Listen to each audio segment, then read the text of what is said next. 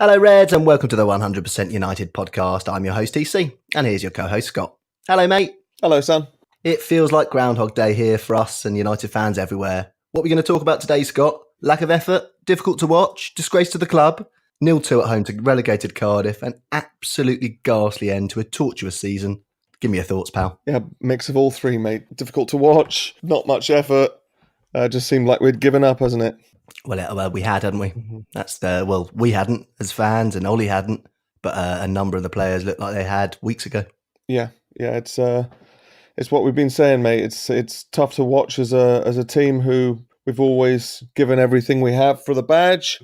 It's just shocking sometimes that, we thought last week with the fact we couldn't beat an already relegated club in Huddersfield, gets even worse by getting beaten by an already relegated team at home in Cardiff. 2-0 as well. Couldn't register a goal. 2-0. Just ridiculous stuff, pal. Shocking. Really shocking. Really shocking, pal. And the thing is, we heard all the apologies, didn't we? With the verbal apologies after the Everton game, after the Barcelona game, after the Huddersfield game as well. But the performances haven't followed these apologies. So they're not really worth the paper or the social media outlet that they're written on. Absolutely not. We've had weeks to be able to rectify those performances. And again, we're not asking the team to go out and smash a team 5-0. Just show a bit of heart, just show a bit of effort. And we're seriously wanting and lacking in that department. It was, buddy. And we ended up finishing 5 points off the top four. So if we had beaten Huddersfield and Cardiff, like I said, I suspected that we'd have to haul some goals in and we'd finish level with Spurs if we won our games, but we managed to finish 5 points behind them, even though they were leaking points like they were going out of fashion. Yeah, I think more worrying is the fact we're, 31 off Liverpool, 32 off City. And the biggest stat in my eyes, the fact that we're 22 points worse off than we were last year, which is incredible. Yeah, it is incredible, really incredible. And as you mentioned there, as our two of our biggest rivals battled it out for the title, we were left embarrassed by Cardiff. Obviously, the Scousers didn't end their 29-year wait for a title. That will go on, which was one plus point to take out the weekend. But I'm not going to be crowing about City beating Liverpool to the title when we're in such a mess, mate. No, absolutely not. I remember in 2012 when that awful final day happened and we were goaded by the Sunderland fans as just, you didn't win it, this and that. And I remember just thinking to myself, God, I hope we never get to that state of a club that we're just looking at other people, hoping they don't win, and can't say we're not there at the moment with Liverpool, right? I don't know how many United fans truly think, well, we had a rubbish season, but at least Liverpool didn't win it.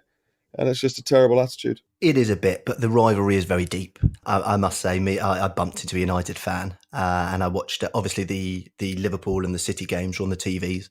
So I had the United game on my laptop here. And an old United boy came and watched it with me. And there was a lone City fan watching the TV. And we still found it in our hearts to give him a few ribbings and a bit of a teasing, even though they were winning the title. And we were blooming down in sixth. We still managed to find a little bit of the old United arrogance to ruin his day a little bit, which is a bit fun anyway. Yeah, it's just a bit of banter now, right? And exactly, we are firmly in the middle of being a banter club, it feels like. It does, mate, but I'm not going to linger in this nonsense, and we do have to move on. No, that's not. Obviously, we've had weeks of tormenting ourselves with it. We have. It's been mental, mate. So obviously we went down. A penalty, debatable one to say the least. Knocked away. It wasn't a penalty. No, it wasn't. Let's finish the debate there. Yeah, it wasn't. And then, again, Pogba lost his man, didn't he? And they pretty much just... It's mental. We're not even a gung-ho, cavalier attacking side, and we just get caught on the break sort of every 5 minutes. I wouldn't mind if we were pouring forward, but we're not. We're not pouring forward, and there's still no one at the back. Yeah. I don't know how it works. Me neither, mate. I really don't. And even the second half, he brought off Phil Jones, put on Martial at half time, and even that we couldn't even muster any effort. It just seemed like we'd all given up, mate. Couldn't muster a chance. Yes, mate. And to be honest with you, Martial obviously did come on for Jones. We had Pereira came off, Gomez on, and then Tony Valencia came on for his final appearance for us as well to replace Delo too. We'll chat a little bit about Tony in a minute. But realistically, mate, I mean, and it's mental to say, but I'm going to ask you for a man of the match now, and I know who you're going to say already before you tell me. And it's a pretty sad reflection on the rest of the team. Well, who is your man of the match, Scott? I don't even have one, mate. No, No. not Mason Greenwood. Yeah, I suppose if he was the shining star out of the very dark sky, yeah, good call. But I can understand, mate, that you gave all your bottles of champagne away when we were flying, didn't you? You were giving away like 3 a week. Maybe you knew something we didn't know. And obviously the game, the fans were finally sort of having a little bit of enough. There was a stand up if you hate Woodward chant went round, and pretty much the whole stadium stood up. There was a few Glazer chants as well. It did get a little bit heated, which I can understand, pal. I've got the utmost respect for our fans home and away, and we've been so patient with Dross in the management seat, Dross on the field. And I do understand at this point of the season, some people losing their rag a little bit. And you saw Pogba getting a little bit of abuse there at the end. What do you think of that, mate? Honestly, I thought it was embarrassing, DC. There's a way to do things, isn't there? I cringed. I absolutely cringed watching it. You're right. There's a way to do it and a way not to do it. And, it's also kind of hypocritical, the fact that they're calling him names for putting everything on Instagram. And then the first thing they go and do is put that on Instagram. I found that kind of funny. It was absolutely embarrassing, mate. It's true. And to be fair, he has had black hair for the last sort of 6 months, hasn't he? So it was the blame before was his hairstyles, wasn't it? But he had black hair for quite a while now. And he's still sort of dropped the ball at times. He's now odds on to leave this summer with the bookies. I mean, for once, Alan Shearer did have a point, I thought, when he said that after the season he's had, you just go off the field, you just walk down the tunnel, you don't engage with the fans. I thought that was a fair point from Shearer, really. Yeah, I don't think they were allowed to just leave, right? That they had to stand there and applaud and... Yeah, I certainly don't think he would have been out there if he didn't want to be. He already had his shirt off. He already was, well, let's be honest, he's been on his holidays for the last couple of weeks now. Yeah, he has. So I don't think he would have been out there if he wasn't made to be out there. Yeah. At least show some appreciation. It was sort of our lap of honour, just that sort of meandering in the corner and giving a bit of applause. And it's not unconditional support, is it? You're slating a player who's got more goals, more assists than anybody else in the team, but just more expectation on him that people think that he warrants all this abuse. It's ridiculous. Yes, I do agree, mate. I will say, obviously, there's a lot of fans are saying, why don't Young and Smalling and Jones get the same abuse? It's definitely down to sort of the appearance of a lack of effort, isn't it? That's why I think people are singling Pogba out. But I do agree with you totally. There's a time and a place to do it. I know the majority of the fans were just sort of singing "You Are My Solskjaer," which was lovely to hear. Still backing him. He's got a long, hard summer ahead of him, hasn't he? He was, again, trying to stay positive after the game. He actually said it, the 1+ point is the season's over, which is what we're all feeling, right? Yeah, it is. That's exactly what you said, yeah. It's hardly what you want to hear him saying, though. But we did get to see a few of the younger players. Obviously, Delo started, Pereira, McTominay, Greenwood as well. And then we had Gomez off the bench as well. So it was nice to see those boys get their appearances. And let's get on to Tony Valencia. Came on for the last sort of 26 minutes. Last ever appearance at Old Trafford. 10-year spell at the club. What are your thoughts on Tony exiting the club, man? Yeah, I've always thought he's a great servant, a great squad player. Always gave everything he had for us. I remember, a few weeks ago I said that the one thing that really hindered his progress was that terrible injury that he sustained. Before that, he was almost first name on the team sheet for a good period of time. Well, yes, mate, he was. And let's have a little look through his career. Obviously signed for 16.5 million, the 9-10 season, just after, obviously, we lost in Rome in the Champions League final and Ronaldo went off to Madrid for a world record fee. You'll remember he was alongside Owen and Obertan in the sort of the triumvirate of a picture. I do. But you know what? When you look through Tony's career with us, 2 Premier Leagues, an FA Cup, 2 League Cups, the UEFA Cup, 3 Community Shields, it's not a bad return considering the last 6 years has been living off scraps. Came in PFA Team of the Year first year and League Cup Man of the Match first year as well. Yeah. And then obviously that autumn was when he broke that left ankle. I was there, wasn't I? Down in that corner, just by the Stretty against Rangers, and that was the big turning point, wasn't it? And funny enough, I say turning point, it prevented him from turning. That was the big problem, wasn't it? It made him have to slow down before he turned. Yeah, and become turn back Tony. Exactly.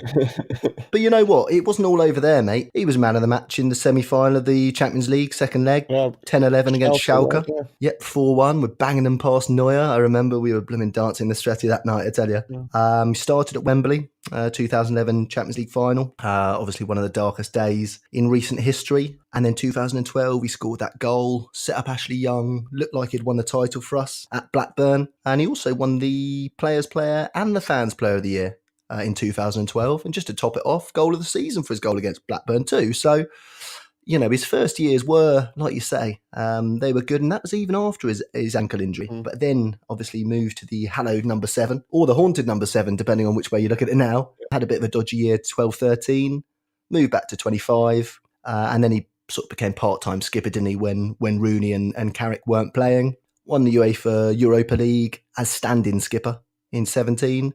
And spent his last year as official club captain. So a pretty blooming great career from the first Ecuadorian ever to play for United. Absolutely. Great servant to the club. Yeah, and when you look through his record, you know, your players of the year and man of the matches in cup finals, it sort of brings back what kind of a player he was before he moved to right back, right? Yeah, it definitely does. He was blisteringly quick that first year especially. I remember that. It was a great cross he put in for Rooney to win us the League Cup that year. I just think that, if anything, the ankle injury he suffered a lot mentally after that as well. You know, was worried about getting tackled, was worried about putting too much strain on the ankle, and it just showed how an injury can also plague you mentally as well as physically. That's a great point, pal. I think that's what he really took time to recover from, because he was back in about 5 or 6 months, wasn't he? Surprisingly, back in training. But yeah, it was the mental aspect that he didn't want to invite tackles anymore, did he? No, he didn't. But you know what? A great servant for the club and someone who always gives 100%. And in a time when we're talking about players not putting in enough effort, if we could have everyone putting in as much effort as Tony has over his 10 years at the club, then we'd be a lot better position than we are right now. Yeah, and don't forget there was an outrageous pressure on him at the beginning to be Ronaldo's replacement. Yeah.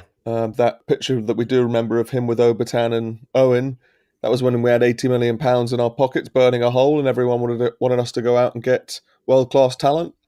And if anything, it was a bit of an underwhelming summer, and a lot of pressure was put on his shoulders. Yes, absolutely, mate. I think that was the first time we realised that YouTube videos of people's skills weren't a true reflection of the player, when we got to see the real Obertan rather than YouTube videos. Yeah. He was brilliant on YouTube, wasn't he? He was. Unbelievable. I think Anderson ruined that for me, to be honest. That day we signed Anderson out of nowhere, and everyone went on YouTube and checked him out, and we thought, oh, we're getting the next Ronaldinho here. Yeah. And wasn't to be. He had Ronaldinho's diet anyway. But yeah, well done, Tony.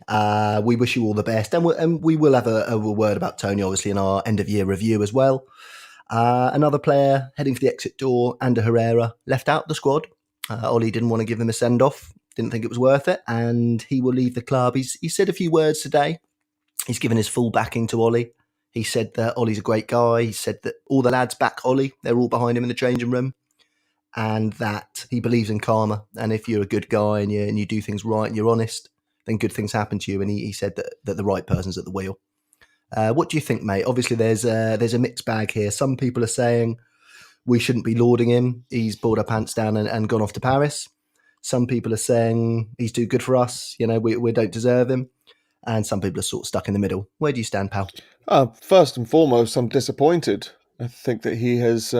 he's been a great player for us as well. Again, never one wanting for effort, would leave absolutely everything on the pitch. And it really disappoints me that we tied up a few contracts before maybe prioritising his. Yeah, put his nose out of joint. If the stories are correct, that we did offer to double his wages, but he wanted to triple them like he's being able to do. It's whether you think he deserves it or not. I'm disappointed at two things. One, the club that we couldn't source it out, and two, him that he didn't have United in his heart as much as we all thought he did. Because let's be honest, you and me, if we'd play for United for free, yeah, it's really tough to see someone who's given so much effort on the pitch to us leave the club with such a cloud over his head. Yeah, I mean, with a whimper, really, just like our season ended. And yeah, it's a funny one, isn't it? Because Herrera to me is someone who fits our squad. He's someone who even if we signed a couple of world-class midfielders, I'd still want Herrera in the squad. Mm-hmm. So, you know, it's another player we're going to have to replace. And we've already got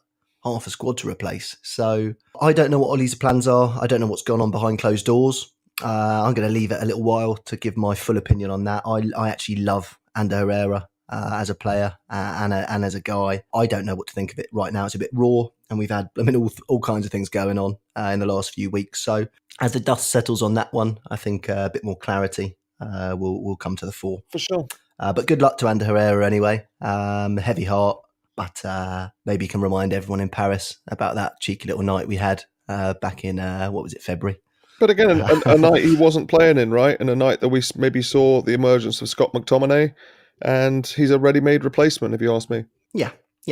And actually, mate, moving on to sort of some of the younger boys, it looks like Axel Tuanzebe will be returning. Looking very good at Villa, comfortable on the ball, likes to step forward. What do you think of Axel? Are you a fan? Yeah, I actually am. I think he's a level-headed fella. Got a lot of raw talent that I think we're lacking. He's quick, he's strong, and if anything, I think the Championship, it obviously doesn't have quite the quality of the Premier League, but it is a forum in which you need to give your absolute all in terms of effort. Yeah. I think it's a really good learning curve for him. Yes, mate, and I would say different positions require different loan spells, don't they? And I'd say as a centre-back, going and playing in the Championship, fighting for the playoffs and the Championship, I would say as a central defender, that's a good move. You know, it's a place where you're going to have to head a lot of balls. There's no time for prancing around on the ball. Although he looks great on the ball, you need to get stuck in. And I think sort of in terms of preparing you for the Premier League, I think as a centre-back, the Championship is a good breeding ground. For sure. And let's not forget, as much as we don't like the fella,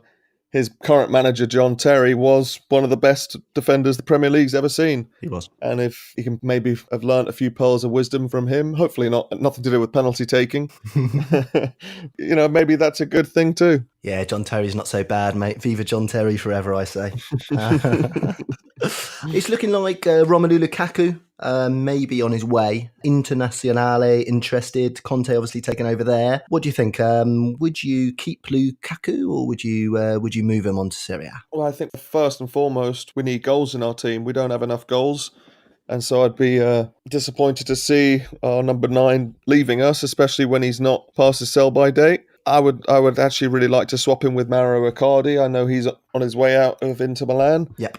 I think that he is a player who could maybe deal with the pressure of playing for Manchester United. But better than Lukaku. I think that the criticism has got to Lukaku the last 6 months especially. Yep. And maybe he doesn't quite have the mental wherewithal to be able to be United's number 9. You might be right, mate. You might be right. I think we've got so many substandard players in the squad that I'd like to see some other players leave before, obviously, Lukaku. But if Lukaku's going in, Icardi was coming directly as a replacement, then that's a different story. But I wouldn't put Lukaku at the top of the list of people we do need to get out. Mm-hmm. But at the same time, there seems to have been a change of attitude and he seems to have one foot out the door, really. Yeah, I would agree. Yeah. So we'll see how that plays out. Again, there's so many question marks. We will be getting deep into the transfers. We'll be doing a season review on Friday. And then after that, it's silly season. We'll be going mad with the transfers, having loads of fun with it. One other bit of news coming out of Old Trafford before we get into a bit of housekeeping is Darren Fletcher is emerged as one of the leading candidates to become director of football for the club. Now, of course, there's some doubts over whether he's got the experience, but he's got no experience of being a director of football, so he definitely doesn't have any experience. But he's a man who knows the club well. He's a man who speaks very well, very level-headed. I'm a massive fan of Darren Fletcher as a guy. Is he the right man for director of football, Scott? Not sure he is, TC. Not sure he is. If we believe what we read, then this club desperately needs a sporting director. It doesn't just need someone to be in that position. We need someone with experience who can bring something to the job instead of just being a former player. So I'm not too sure. As much as I like sentiment and I like hiring all these old players to be coaches, when Giggsy came in and hired Nicky Butt and Paul Scholes to be his coaches, you think, yeah, well, Scholes, he knows how to coach players. He could show from example. But I'm not sure if for such an important position as the sporting director or the technical director that we can have someone who's got no experience in that job, you know? Yeah, I mean, obviously we don't know the ins and outs. What I will say is Darren's always spoken very, very well. I remember I pointed you towards an interview, didn't I, a little while back, where he spoke for over half an hour about the Reds, and just the passion and just the excitement that he went into in all his stories. I mean, it was a really captivating interview. Now, of course, that doesn't make a director of football, but he is a student of the game. He's a very, very clever guy. I don't know, mate. I really don't know. I mean, we're stuck between a rock and a hard place, really. If we get someone with no connection to the club whatsoever, who's done the job and they know how to do it, then we're going to be putting ourselves in a situation where people are going to say, oh, well, he doesn't know about United. But then if we bring in a United man, then people are going to say, well, he's got no experience. It seems to be at the moment, mate, whatever we do, like you said about sort of the whole Pogba situation or the Rashford situation as well. When we weren't playing Rashford up front, all the press were all over us like a rash, saying he's got to play up front.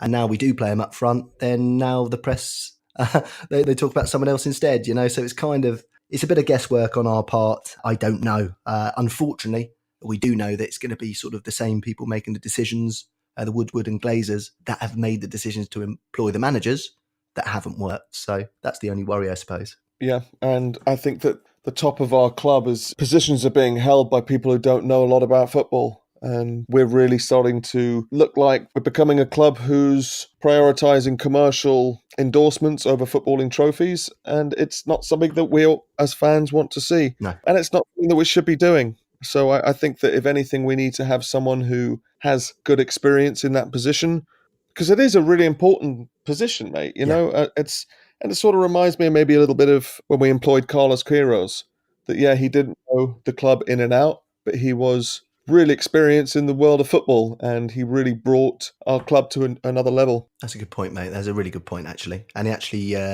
Fergie's tactics developed under him as well. They were a good little partnership, weren't they? Mm-hmm. They did.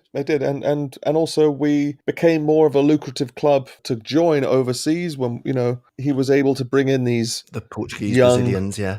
Yeah, wonder kids that we were never really able to entice to come to Manchester before that. It's a good point, mate. And this position is going to be the first ever United director of football. So this is sort of like setting the standard. They do well to choose well. It seems like they're taking their time over it, and Ollie's going to be left to deal with the summer on his own. We're not going to trawl over yesterday's game too much and the news today. Obviously, we've had a disastrous season. It's been absolutely awful. We're looking forward to getting stuck into the transfers in the summer. We will be doing a season review on Friday. Just a little bit of housekeeping, just in terms of the show timing, because I know we say we do a Monday show, and normally we do a Friday show, but the later in the week show does float.